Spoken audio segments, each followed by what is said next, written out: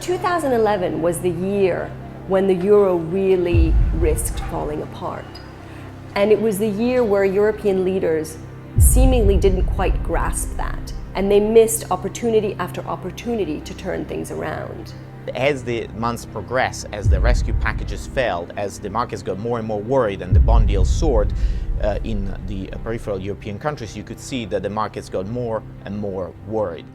The banks were amongst the biggest holders of sovereign debt, and the market started to become concerned about the banks. And what you saw was a below the surface, low-key, low-level bank run as one group of investors after another refused to stop funding the banks.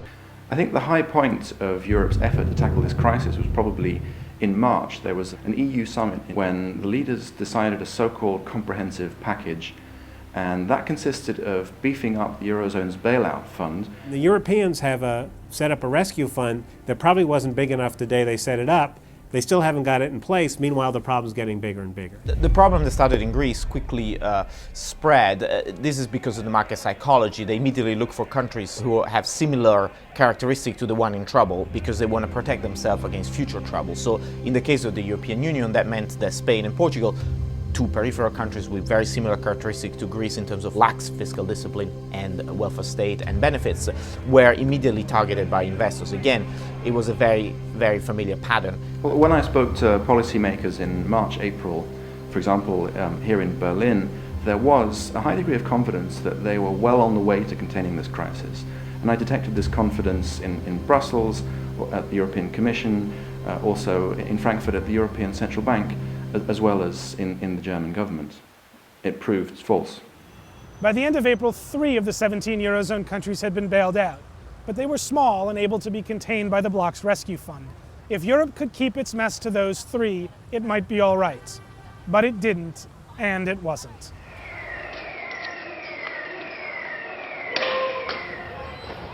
On June 15th, angry rioters filled central Athens. Police unloaded tear gas in a scene that would become almost commonplace. That evening, the government nearly fell trying to push through more EU-demanded austerity measures. Because Greece was having real trouble meeting the austerity measures that it agreed in May 2011, it became clear that Greece would need a second bailout. The bailout was crafted to be as inexpensive as possible and was plainly insufficient. The austerity diet was starving the economy. Greece's feeble political class failed to push through the toughest reforms. The Eurozone countries would put more money into Greece, but Greece's private creditors would have to take losses. A Pandora's box had been opened. The Eurozone would let one of its own default. So the Germans became convinced that Greek bondholders had to accept not just a delay in repayment, but a reduction in the amount that they would be repaid on Greek bonds. That kind of reduction is known in financial markets as a haircut. The decision to force bondholders in Greece to take a loss was in some ways a sort of mini Lehman event for Europe. So what happened was it basically became clear that this sort of debt was no longer sacrosanct, that actually you might take losses on it.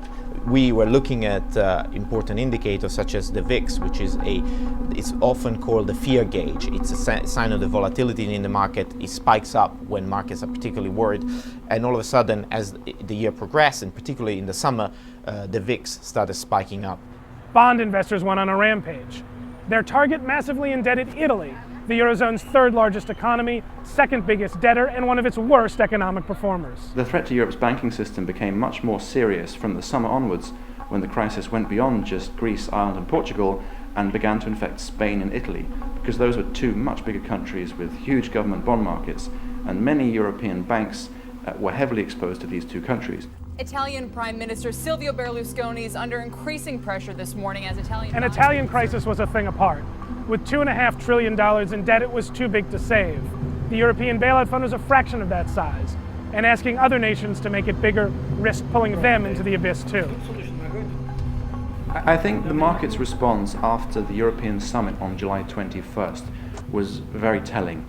That was the clearest evidence that this thing was getting out of control, because that emergency summit was supposed to wrap everything up.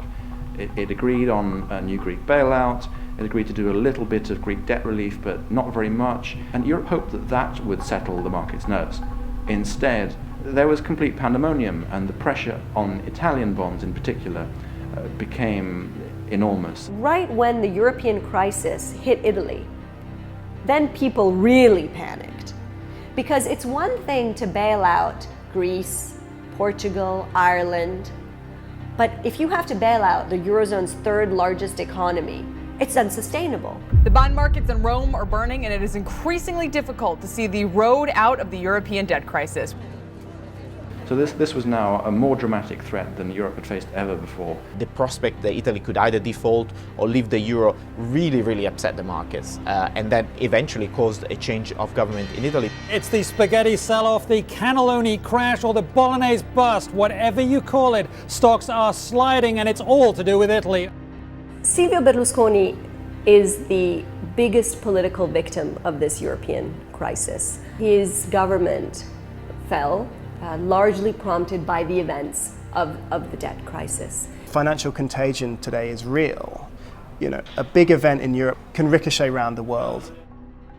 The latest of the 2011 make or break summits to save the euro was in December.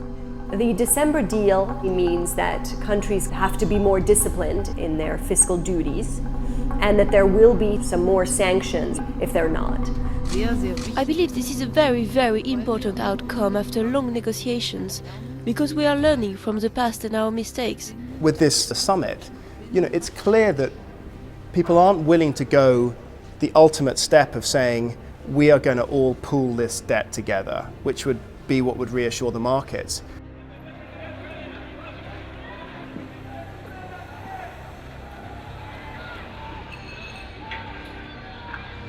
It seems to me that the job of politicians at times like this is to make the essential politically possible. And instead, I'm afraid what we've seen in Europe is a little too much of blaming the political constraints for refusal to do what's necessary to save the European economy.